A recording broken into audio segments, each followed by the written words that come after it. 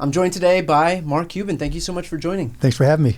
So I want to start off with the debate, because obviously that's the biggest piece of news that we're focused on right now. Do you think that Donald Trump made any inroads with those independent voters that he needs to be speaking to after the performance he handed in at this debate? Depends which way they lean, right? Because there's independent, but very few people are truly independent, right?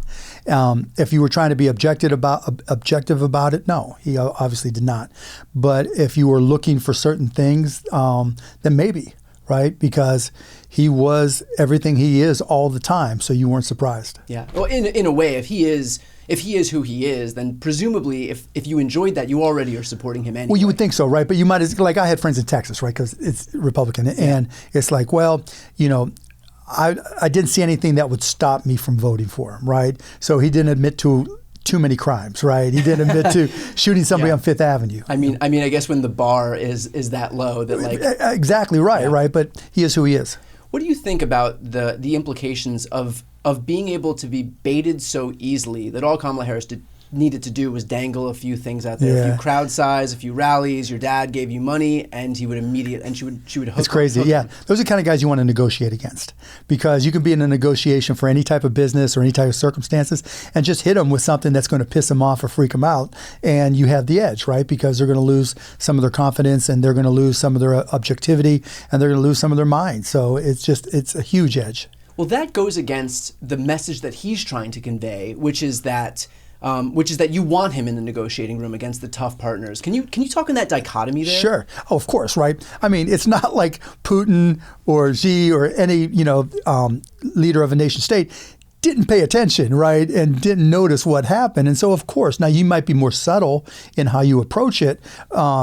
It could be like leaving something on a table in front of Trump, saying Trump crowd size is down 30%. You might not have to say a word, right? It could be someone saying something to one of the other people in the room, right? An assistant talking to an assistant. Boy, we're really sorry to hear that Donald Trump's crowd sizes have fallen, and then just sets everything off. It's just so easy, that's a problem. Donald Trump also keeps talking about this idea that the way to handle the economy is by imposing tariffs. And he's been corrected about this numerous times, but one hallmark of who Donald Trump is that he never backs down. Right, of course. And so because he said it once, this is now his position, and he's going to stay with his position forever. It's the Roy Cohn School of Management. Exactly right. Can you talk about what will actually happen if tariffs are imposed as a principle? So tariffs can encompass multiple things, right? So, and he brought it up in the debate, look, the Biden administration did not remove the Chinese tariffs that he already had in place. And so it's not a bad thing to impose tariffs when there's a strategic need. So if there's another country like China who is dumping particular products, whether it's washing machines, cars, and they're subsidizing the equivalent of dumping, right? So if that nation state is providing money to the manufacturing or the only manufacturing, so they're competing unfairly, that's okay to impose tariffs on. What doesn't work are revenge tariffs and across-the-board tariffs. Those are a disaster because they affect every product.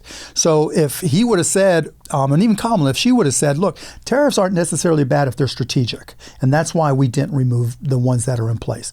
But the idea of taxing everything and anything specifically because I don't like the people we're from or the country where it's originating is insane, because that truly is the sales tax that Kamala is talking about. And not only is it a tax to be paid on that product that's being imported, but there's also an additional tax on the company, because you have to deal with all the administration of filing the forms for the tariffs, or hiring a broker, dealing with the record keeping. So all these things, particularly if you're a smaller company, right, becomes not just a tariff on the tax on the buyer of the products, or a tax on the buyer of the products, but also a tax on the smaller company that's implementing it, or even a big company for that matter.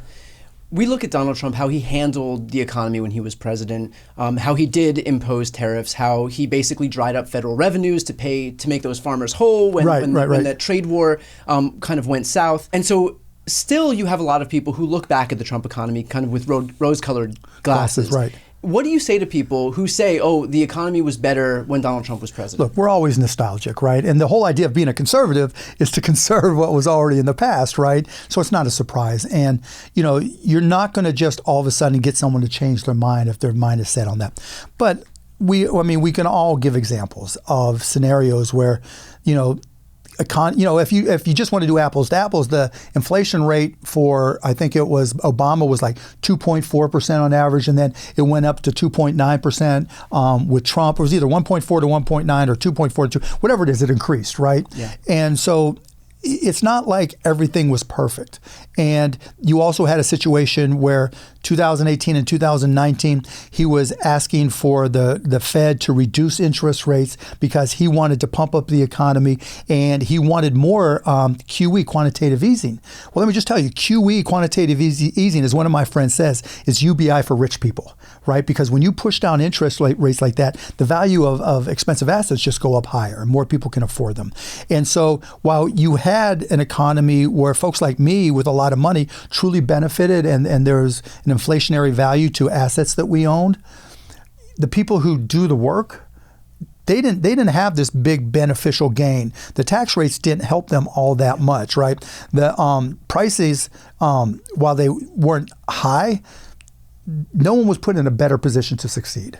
When you look at the business community, I think there is kind of this overarching belief that Donald Trump is better for business, if for nothing else than the reason that he just says it a lot. No, right? That's it, right? Yeah. But if you look at small business applications, for example, right now, they're the highest that they've ever been under the Biden applications under the Biden administration. Can you talk about the dichotomy between what Donald Trump is seeking to do and the purportedly pro-business ideas that he says he's putting forward, with the fact that right now, using this democratic model is when we have the highest small business applications in modern American history? So business can mean a lot of different things, right? It's a solo entrepreneur who comes on Shark Tank with is the only person in the entire company, had a dream, and this is their American dream. Or it could be, Apple and NVIDIA and the biggest, highest market caps in the world, right? Donald Trump certainly has made an effort to support those larger companies through lower corporate rates, through other types of opportunities that he's created for him. But he's done nothing for the small business person, right? You hear Kamala Harris talking about efficiency when it comes to starting a business. You hear Kamala Harris talking about raising the deduction from $5,000, which is a meaningless number these days in starting a business, to $50,000, right? You hear her talking about child tax credits with, if you're starting a business and you can pay for child care for your children or child, that allows you the freedom to go start a business, right? So she's talked over and over again about the economic opportunities that she's trying to create for small to medium-sized business. And she's just used the term entrepreneurs and founders over and over again. You haven't heard that from Donald Trump at all, whether he was in office or since then. That's just not in his DNA. I asked a question on Twitter, had he ever invested in a startup or a company that didn't involve any of his relatives? And nobody could give me an answer, right? I didn't know the answer, and I didn't know what to expect, because there could have been 20 companies he helped somebody, friends of his son, friends of whoever. Nobody came up with a single company. And to me, that says volumes about who he is, because to me, it's rewarding when I go out and invest in startups, right? If I'm helping somebody else chase the American dream or reach the American dream, that's why I do Shark Tank, right? To help all these companies. It's a beautiful thing, right? That's what makes this country different than so many others. He doesn't think that way. And so he's not thinking in terms of smaller companies, startups, the Etsy companies, the eBay resellers, right? He could care less. And to me, that's a great failing. Well, Kamala on the flip side said, okay, we had 5 million or whatever business applications, we're going to 25 million, right? That's what drives the economy. 68% of jobs are from smaller companies. Is it not just tax cuts for the top one half of 1%? Because you always have to ask, what changes behavior? And changing corporate taxes from 21, changing from 35 to 21, okay, you can expect some behavior change. Changing from 21 to 15, but also putting constraints that it's only if you are not importing any products, that's ridiculous shit, right? Going from 21 to 28, that's not going to really change anybody's behavior. Yeah.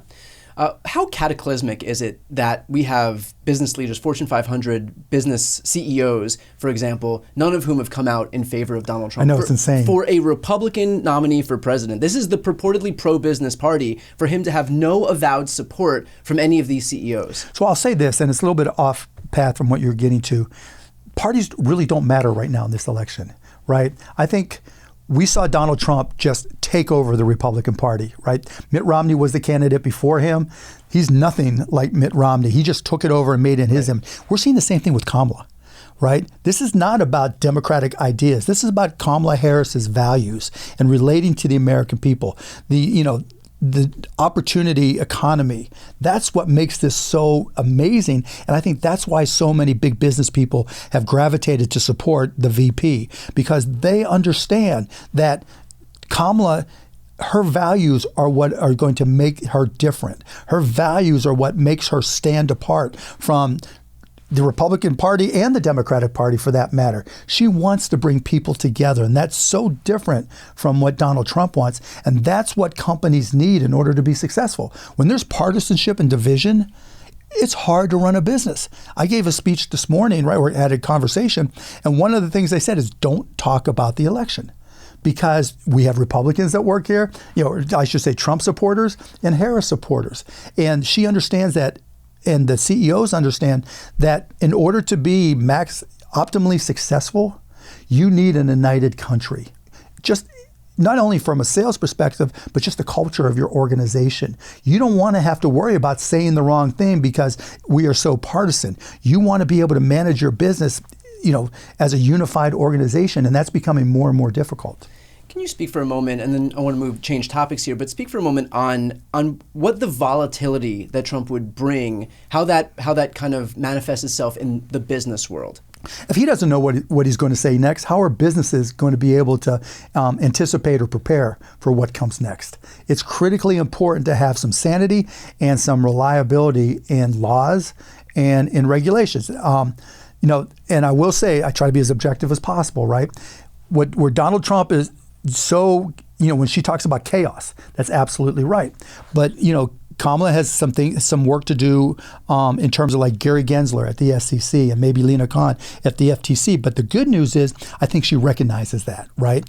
And she has said this out loud, that she is for bright line regulations as opposed to regulation via litigation. And I create that contrast because we have no idea where Donald Trump is going.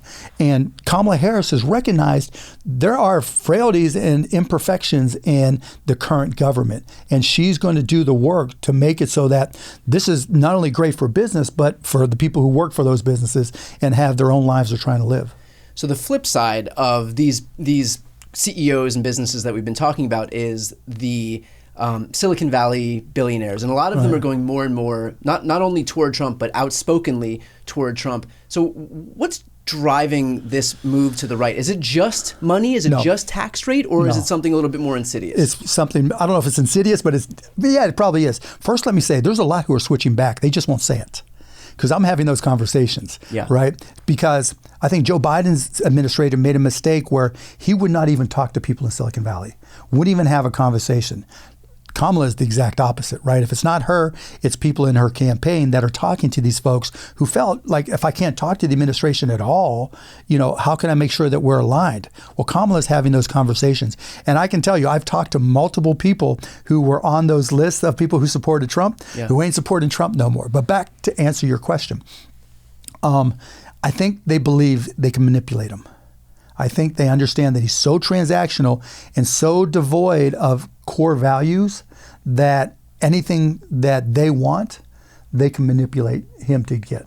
Now, it's a corollary to the old adult in the room with Trump thing, but the bad news is we saw what happened to the adults who walked into the room. They all turned on him, right? Yeah. And I think a lot of Silicon Valley has that arrogance. Most very successful entrepreneurs have that arrogance to a certain extent, right? And they believe that they can manipulate them. And I think that's what's happening. And you can draw a straight line from Peter Thiel to J.D. Vance to Donald Trump. And is that does that fit into the kind of exactly what you're saying? Yeah, for sure. That is the influence that they're seeking. I mean, it's not like J.D. Vance, if he's funded by the Peter Thiels of the world and then get into the White House, it's not like Donald Trump has any long-held principles, deeply held principles. None. And he's 78 years old, right? And so if he does get elected, then, there's nothing that says he's not going to take, a more accelerated path of cognitive decline. And so who's next in line? Right. And who is that vice president beholden to? maybe not overtly, but come on, whether it's me or you or somebody invests in our business and gives us a start, you're going to have an obligation to them at some level. When you have this group of tech billionaires, the Elon Musks of the world, the Mark Zuckerbergs, I mean, you started off your career, tech, yep. In tech. Well, I guess the question is, how did you get out? Is this I'm not out, right? Is like an escaping Amish It's situation? not Hotel California, right? But like these guys, I mean, you had Mark Zuckerberg, who I think was looking for any excuse to support Donald Trump, and when we had the assassination, I don't know that he's really supported Donald Trump, right? I know he came out and said, that when Donald Trump unfortunately was shot, it was tragic, and he showed leadership and all that, and that's fine. I think he was just trying to create balance so he could just get out completely. Yeah, that was my interpretation. Elon, on the other hand, on that is all in. Yeah, Elon's all in. I mean, that's why I like to fuck with Elon on Twitter, right? Yeah. Because, excuse my French, but it's all good. We're this is YouTube, baby. Okay, so I think Elon, again, the same principle. Elon's one smart guy, right? And I know he hasn't told me, but I know he believes he's much smarter than Donald Trump. If you listen to the podcast they did together, right, you can tell there's times, particularly as they talked about the environment and nuclear, right, and DEI, that I could just see Elon rolling his eyes at that time, right? I got to ask you this about Elon, because this is what kind of blows my mind. If you are the CEO of an EV company, and your audience, your consumer base is presumably people who buy EVs because they have some semblance of an understanding about climate change or whatever it is. How does that make sense from a business perspective to then get to completely red pill yourself, to go all in, to basically to not only abandon your core market, but then throw your weight behind a political party for whom climate change isn't even a real concern? Because having the power to manipulate the most powerful man in the world is far more valuable than any amount of EV sales from Tesla. Just being able to be the puppet master. Yeah. And he's already come out and said that he would work in Trump's administration. Yeah, and that's fine, right? Being, trying to increase the efficiency. I've had the same conversations with the Harris campaign about, okay, what can we do to increase efficiency, to make it easier for businesses, et cetera, right? So that's all fine and good. There's no knock on Elon for that. But, if you're the wealthiest person in the world and you have effective control, you're the puppet master of the president, the most powerful person in the world, oh my God, that's about as intoxicating. That is the definition of power corrupts, but absolute power corrupts absolutely. Yeah. I mean, that's why, I would, if I had the same goal, I wouldn't care about my EV sales, right? I wouldn't care about my Starlink sales, and I know no one else is launching rockets like me. Look, I give Elon, as an entrepreneur, he is the entrepreneur of our generation, and maybe the entrepreneur for the next 5 generations. We don't know. But in terms of his quest for power, that's different from being an entrepreneur. And you talk about insidious, yes, right? You see it in Twitter, you see it in his comments, you see it in his lack of responsibility. I mean, when you look at Twitter specifically, right? And if you don't want to go into a technical tangent, just let me know. No, keep going. No. Yeah, you're good. But the way Twitter's algorithms that he's published so far effectively work is whoever has the most reach allows you to reach the most people, who in turn reach more people. It's like a tree, right? A tree algorithm. And he knows that whatever he says and does reaches the maximum amount of people. And the people that he responds to, that amplifies what they do. And so everybody on Twitter's got that For You page to the left, right, that they see first.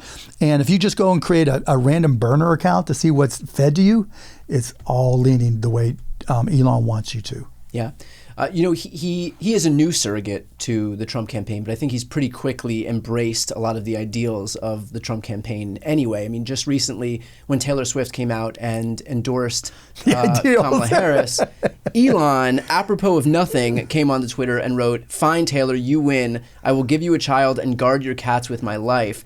So I guess if Republicans are trying to beat the creepy allegations, the weird allegations, perhaps coming onto Twitter and volunteering to impregnate somebody. Yeah, but you got to look for Elon. Okay, I'll defend him a little bit there, right? So yeah, it's kind of insane, right? But I sent Elon a text one time. I'm not friends. I don't want to suggest we're friends, right? Yeah. We just texted back and forth a few times, and he had just had a child, and I said, "Congrats on your 90th child." And his response was, "Mars needs people," right? So that's just Elon's sense of humor, right? I have no problem throwing Elon under the bus, but I'll save it for when it's truly deserved. Okay, so switching gears here a little bit, I do want to talk about cost plus drugs. First of all, what is it, and how are you able to accomplish what you're doing? So I got a cold email from a doctor, Alex Oshmayansky, right? He's a radiologist, brilliant person. And he wanted to do what's called a compounding pharmacy, where it's a pharmacy that can manufacture drugs that are in short supply. And I said, well, you're thinking too small, right? You don't want to just do things that are on the shortage list. What else can we do? And it was right around the same time that the farmer bro, Martin Shkreli, was going to jail. Yeah. And I asked him the question, if this dude, right, can increase the price of this drug called Daraprim by 7,500% or whatever it was, right? This is not an efficient market. What's going on here? And he started explaining what he did, buying out I'm like, let me do a little homework. So I did my homework, and it was very obvious very quickly that the reason healthcare generally and the pharmacy industry specifically is so out of whack is because there's no transparency. None. Like if you get a prescription from the doctor, they say, well, what pharmacy do you use? No one discussed price, right? No one discussed affordability. No one discussed anything about whether or not you have to give up food or rent or daycare in order to afford your medications. And so I was like, okay, we can really have an impact here. Let's create this site. The URL is available, and it was costplusdrugs.com. Yeah. And what we're going to do differently is when you go to the site and you put in the name of the medication, we're going to show you our cost. And then we're going to show you we only mark it up 15%. And for mail order, here's what you pay for shipping and handling and a pharmacy fee to look at and review it. And for local pickup through our team pharmacy network, same thing, right? We charge $12 so that the pharmacist gets paid. When you add that together, our prices were insanely lower than the incumbents.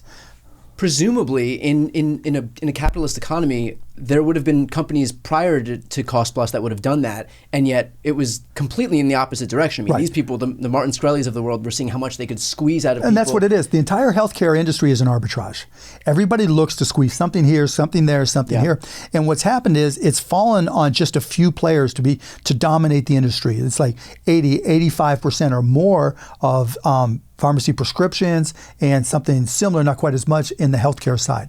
And because, like, if you're running your business, right, and you're trying to buy healthcare for your employees, whether you have 10, 50, 100, or a million, right, your core competency as a CEO is not understanding healthcare. Right. And so these big companies come in and say, we're the biggest, right? So-and-so does business with us. We'll do business with us. And they do.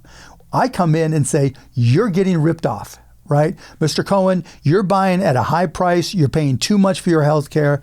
Here's why. Here's the transparency. Ask your current vendors, your pharmacy vendors, for transparent pricing, and they can't get it. And so now you're seeing a real switch. We've only been shipping 2.5 years, and we have millions of customers. And it's just insane because people want to be able to trust healthcare, and to this point, they have not been able to. Are the big players not doing anything to stop you? Oh yeah, they're trying, right? Like they're telling manufacturers not to work with us. That's what I was going to say. How are you able? I mean, I'm assuming they're not vertically integrated, right? No, they are. They are. We're not. The drug manufacturers and the drug retailers? Oh no. So those are not vertically integrated. So is anybody trying to stop you from reaching the drug manufacturers? Oh yeah, for sure. Yeah. So there's things called pharmacy benefit managers, right? PBMs. Yeah. Yeah, the PBMs and the pharmacy benefit managers have relationships with companies and their insurers and the brokers that support them. They have relationships with the manufacturers, and what they're saying to the manufacturers are, do not do business with cost plus drugs. Or what?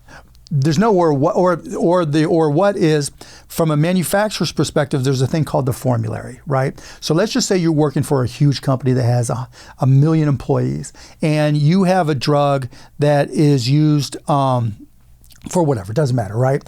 And you have a competitor in that space. They're going to say, if you deal with cost plus drugs, we are not going to put you on our formulary, which means your competitor has exclusive access to these millions and millions of lives. So are you sure you want to do business with cost plus drugs? Yeah. Now, they don't put that in writing, and they're not allowed to say that. That's a restraint of trade, but that's exactly what they do say. And so how do you overcome that? So we go slowly but surely, like one manufacturer at a time. We started with generics, and then we've got like 72 SKUs from brands, and we'll keep on adding more. So if you go to costplusdrugs.com, put in the name of the medication, and if we don't carry it, then just make a request. There's a form there to request that when we do add it, you'll be notified. Because we went from 111 drugs when we started to 2,500 now. So we'll keep on growing. And is this is happening in conjunction with the government also being able to negotiate lower drug prices? They've only got 10 drugs right now thanks to the Inflation Reduction Act. But do you think that this, between what we're seeing with the Inflation Reduction Act, that this is going to lead to some type of kind of overhaul of at least the drug market? I mean, I'm not so deluded. And healthcare too, right? So there's two pieces to that, right? There's the IRA, the Inflation Reduction Act, which really, because it's been in place, the effort to create it was ongoing from like 2020 before we launched. So it's a response for the circumstances before we launched, right? And it's a great response for that. But what's missing, and what would reduce prices even more than the IRA, is full transparency. And so if every contract that has to do with healthcare, whether it's a state contract, a federal contract, your company, right, for your employees, if all those contracts with any healthcare related business were published and completely transparent, the price of medications in this country would drop at least 30 to 40%.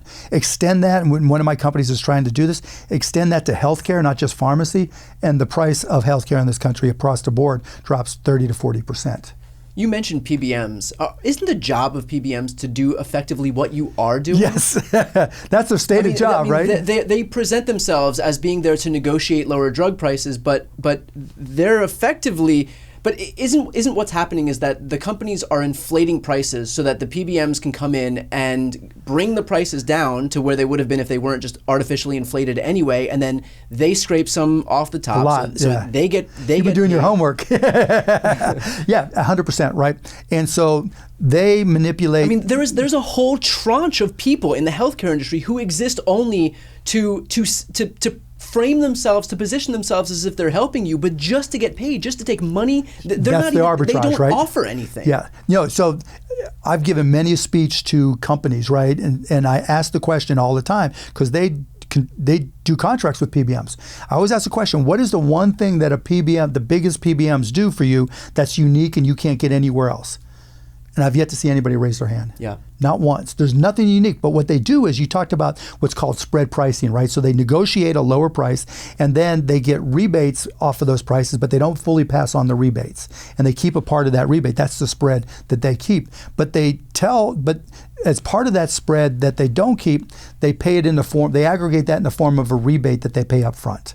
So if my company buys $10 million worth of drugs over the course of the year, and on top of that, they have a discount which allows them to make $500,000. They may pay me, $2 million of that and scrape off $500,000 to $1 million themselves, right? But they'll tell me they're passing the whole thing on, right? Because they create all these subsidies in Switzerland, in Japan, and wherever, just to be able to misprice things to corporations. What's your pitch to people who may not have heard of Cost Plus Drugs, who, if you want to tell them anything about it? Sure, thank you. No matter what medication you prescribe to, even if you have insurance, you probably have a copay. Go to costplusdrugs.com, put in the name of the medication, and there's a chance that even if you're insured, we're cheaper than your copay or your co-insurance. If you're not insured and you have to pay cash, we're definitely going to be cheaper than anybody else out there. The other thing I said is very, very important. One of the things that the PBMs do is, let's just say you have a prescription for Eliquis, right? And you want to go to your local independent pharmacist, and because you've been dealing with them, your entire life maybe, or your family has, and your company pays whatever price for it. The PBM will not reimburse the independent pharmacist for the full amount of what they paid their wholesaler for that drug. So they may have paid $540 for that Eliquis. Your company may be paying the PBM $600, but the PBM's only reimbursing the pharmacy $500. So the pharmacist is losing on every brand prescription that's sent by your company and most companies to that independent pharmacist, which is forcing those independent pharmacists to go out of business. It's striking to me that when people say, what would you do if you had $1 billion? And when you don't have $1 billion, most people say that they would help people. Right. And when you do have $1 billion, what we're seeing is that most people don't seek. Well, you'd be surprised. It's just that most people don't take credit. Right. Or I mean, I'm being reductive. Right. But you know, we do see the Elons of the world who have used their capital right now and their voice to platform disinformation and whatnot. And it's awful. And kudos to you for using the platform that you have to solve one of the most pervasive and I'm trying. I'm not there yet, but I'm trying. Yeah, I do want to go back to politics for just a moment. Sure. One issue that we heard at the debate was Donald Trump airing this piece of disinformation that Haitian immigrants are eating pet dogs and cats.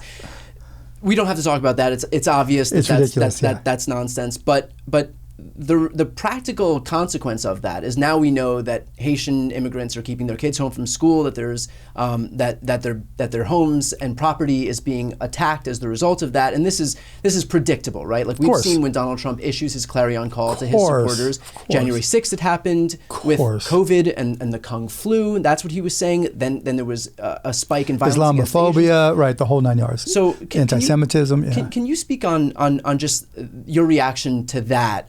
As we see, someone like Donald Trump use his platform not to do any semblance of good, but rather to kind of vilify people so that he can help himself politically. Yeah, that's the Roy Cohn school of management, right? You demonize and demonize and demonize and give credit to nobody else.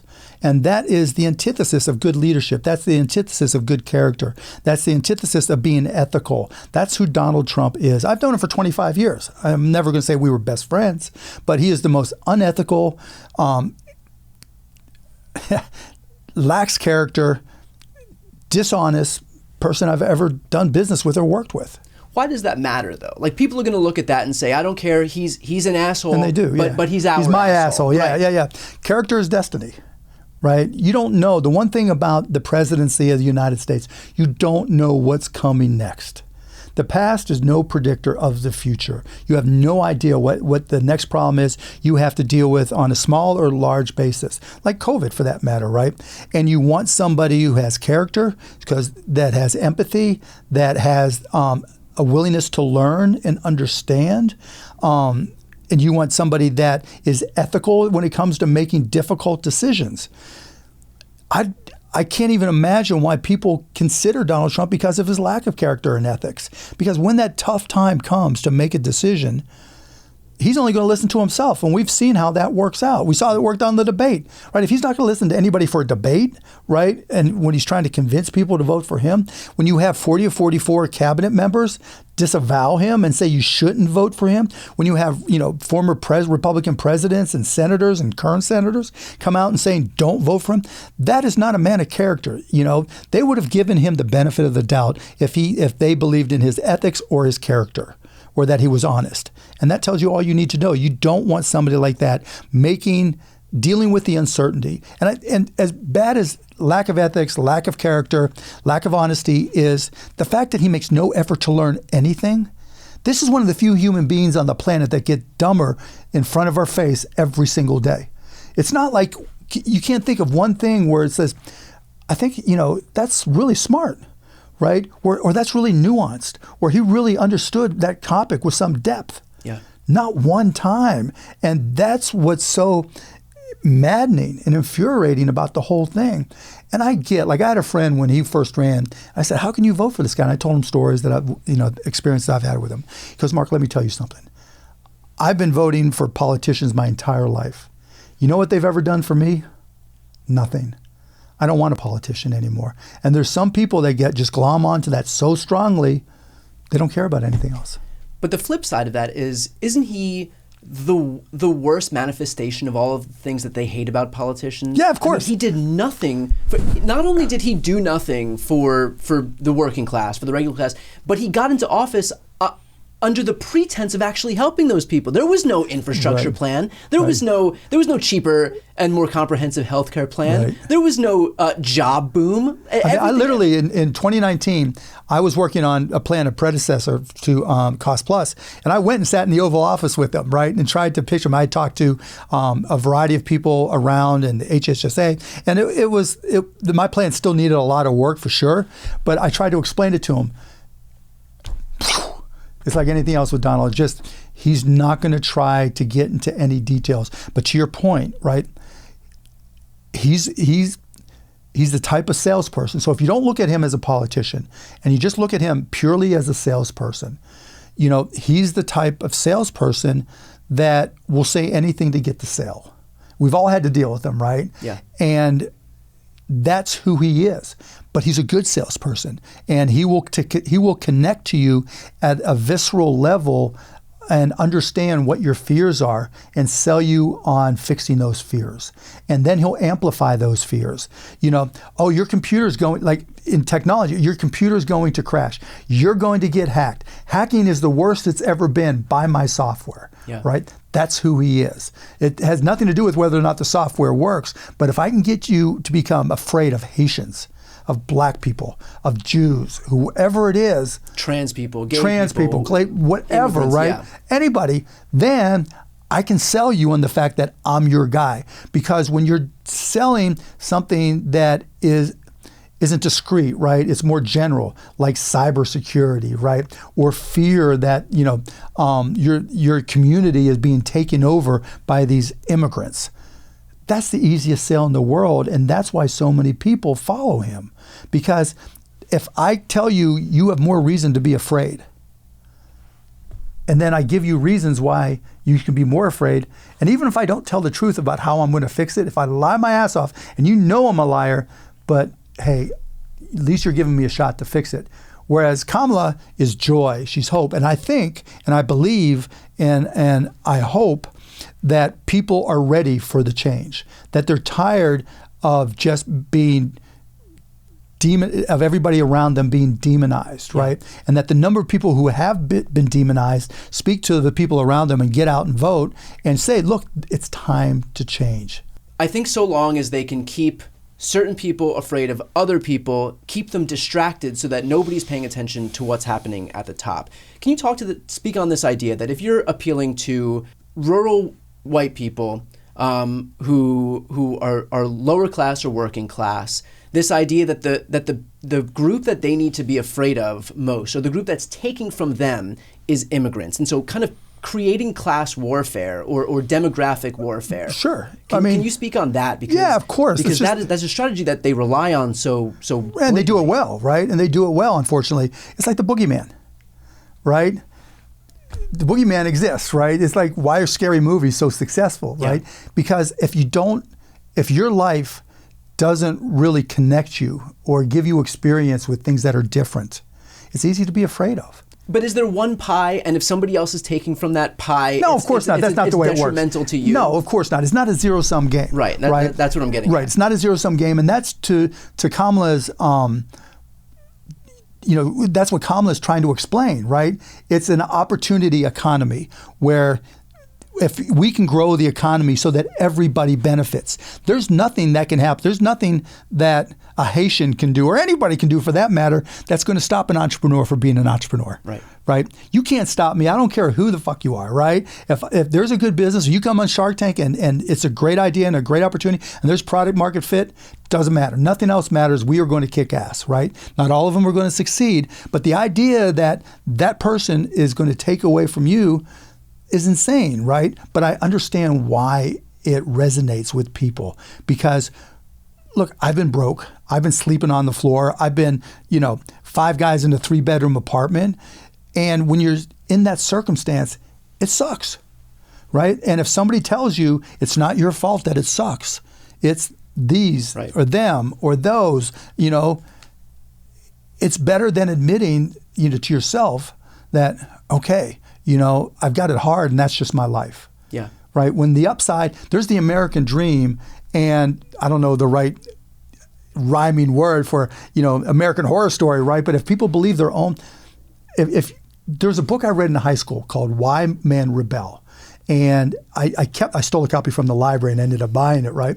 And what it says was when individual people's expectations for their own lives are high and they underperform those expectations, they fill the gap in somehow, right? And if you can't fill the gap in with achievement, then it's got to be someone else's fault.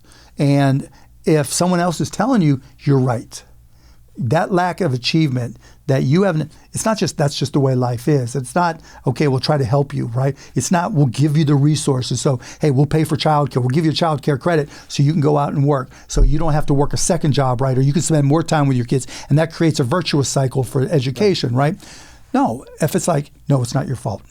And what better messenger for it's not your fault than the guy who has refused to take accountability for anything in his entire life. Ever. He's the victim always, right? Yeah. Which is also infuriating, right? I always find that so fascinating that this is a party, that the Republican Party is predicated so aggressively on this idea that these are alphas, these are the tough men, Donald Trump views himself as a strong man, and yet he is wallowing in perpetual victimhood. Always, right? And again, it's just Donald Trump. Donald Trump captured the Republican Party. The Republican Party does no longer exist other than a fundraising vehicle, right? And this is who he is. He is always the victim. It's the Roy Cohn, School of Management, right? It's never your fault. It's the Communist Party. That is the most insane thing, right? So I had this conversation with a friend. He is reinvigorating the McCarthy playbook from 1954 or 55. All the while attacking communism as if he's protecting everybody from it. Yes, are you or have you ever been a member of the Communist Party? No, in social media, it's not even a question anymore, and it's not even a blacklist. It's a hate list. You are Kamala Harris, Communist Harris, right? All the name calling, all the hate. He doesn't even ask the question. He just says, so if I say something negative about him, I'm a communist, I'm a Marxist, all this other ridiculous nonsense that just makes me laugh. But that's what he does. It's the Roy Cohn playbook. And, it imploded on Roy Cohn. He didn't win the McCarthy trials. He got, do you have no shame? We are about to have our do you have no shame moment, led by Kamala Harris. And people will recognize that, yes, as a country, we do have shame. We are self-aware. We do care. We are empathetic. And those go hand in hand with leadership. You can be strong. You can be bold. You can be decisive. You can fight, right? You can demand the best, right? And you can stand up against our greatest enemies alone or together. He can't. I would have a lot of very upset people if we didn't end on Shark Tank. Sure. So best and worst day on Shark Tank? The best days are anytime I close a deal, right? Because when you agree to a deal, walking on that carpet and pitching a podcast, let's say, right? Yeah. They're terrified, right? They're prepared and it's their baby, but it's scary. Yeah. And so and you've got 5 people there, just nailing them with question after question after question. And when they get through that and it's a business I like, and you walk up there and you give them a hug and shake their hand, that's the best moment. The worst moment is when I have to listen to Kevin go on and on and on about royalties, just the same shit over and over again. And by the way, those episodes are much longer than we get than the 20, oh no, they go on. Yeah, on TV. I mean, each deal might be 10 to 14 minutes on TV, but in real time they can go. The short ones are 30 minutes, and the longest ones can go 90 minutes. Wow. Why'd you decide to leave? Family. My kids now are 15, 18, and 21, and we shoot in June and September, and so. And when they were younger, it could be like, oh, wait till dad's done shooting Shark Tank. Yeah. Now at this age, it's teenagers and 21-year-old. They're like, no, Dad, you're working in my schedule, or you're not coming, and we won't have time to see you. And so, I don't want to miss those years. All right. Well, I know that you've gotten this question a lot, but what's your biggest piece of advice to budding entrepreneurs? You just got to grind, right? So you've got to be curious.